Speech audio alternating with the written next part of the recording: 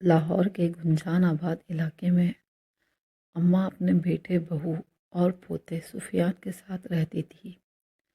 اماں کا پوتا سفیان بہت اچھا لڑکا تھا۔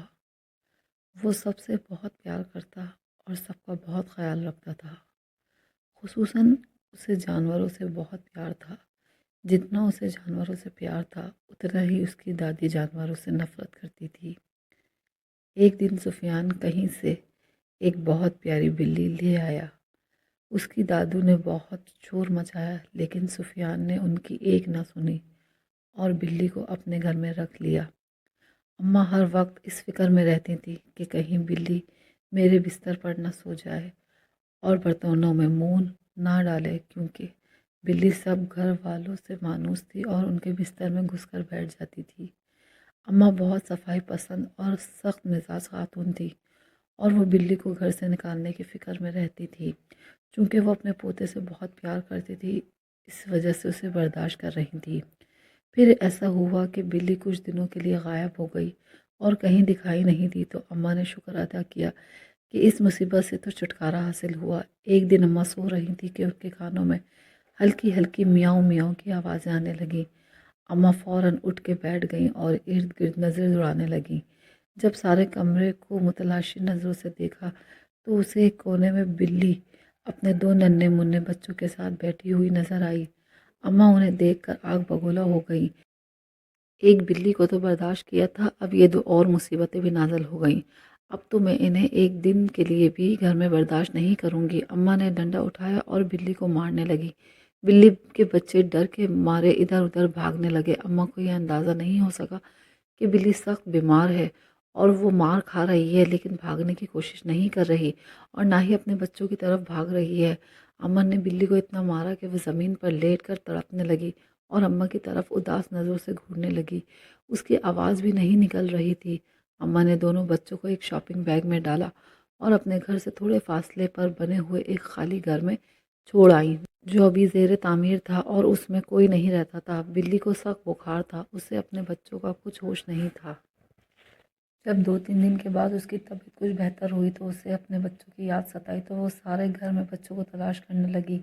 باہر گلی میں جا کر بچوں کو ڈھونڈا لیکن بچے کہیں نہ ملے۔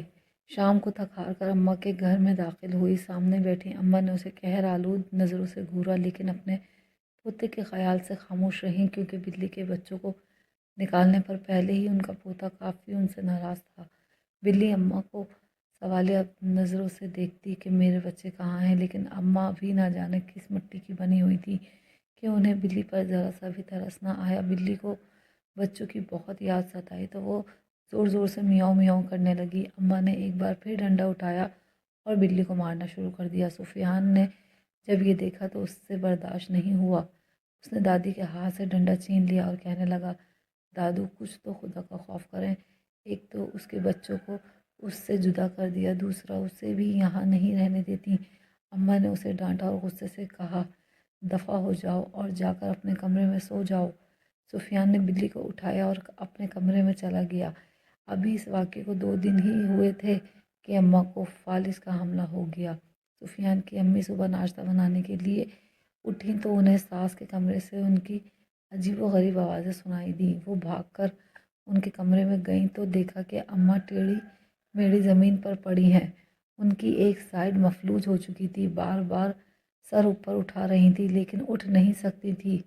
اتنے میں سفیان بھی کمرے میں آ گیا۔ دونوں نے مل کر اماں کو اٹھایا اور بستر پر لٹا دیا۔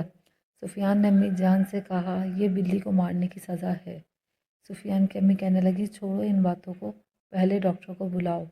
جب اماں نے پوتے کے منہ سے یہ الفاظ سنے تو ان کی آنکھوں میں آنسو آ گئے اور انہیں شدت سے اپنی غلطی کا احساس ہوا۔ وہ رونے لگیں اور دل ہی دل میں اللہ تعالیٰ سے معافی مانگنے لگیں۔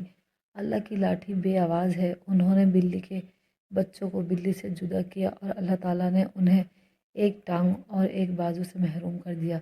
بلی اپنے بچوں کے لیے تڑپ رہی تھی۔ سفیان نے دل میں عہد کیا کہ وہ بلی کے بچوں کو ڈھونڈ کر ضرور لائے گا۔ وہ گھر سے نکل کر مختلف جگہوں پر بلی کے بچوں کو تلاش کرنے لگا۔ آخر اسے بلی کا بچہ ایک خالی پلاٹ پر اچھلتا کودتا دکھائی دیا۔ اس نے وہاں جا کر دیکھا کہ بلی کا ایک بچہ مر چکا تھا اور وہیں پڑا تھا، جبکہ دوسرا اس کے ارد گرد میاؤ میاؤ کرتا ہوا ادھر ادھر اپنی ماں کو تلاش کر رہا تھا۔ سفیان بلی کے بچے کو گھر لے آیا۔ جیسے ہی بلی نے اپنے بچے کو دیکھا تو زور زور سے میاؤ میاؤ کرنے لگی اور اپنے بچے کو چومنے لگی اور اپنی محبت کا اظہار کرنے لگی۔ اماں نے دل سے توبہ کر لی تھی کہ اللہ میاں مجھے معاف کر دے، تو میں کبھی کسی کے بچوں کو اس کی ماں سے جدا نہیں کروں گی۔ جس طرح انسان اپنے بچوں کی خاطر ہر ظلم برداشت کرتا ہے اور ہر مشکل سے گزر جاتا ہے، اسی طرح حیوان بھی اپنے بچوں کے لیے ایسے ہی جذبات رکھتے ہیں۔ چاہے کوئی انسان ہو یا حیوان، بچے سب کو پیارے ہوتے ہیں۔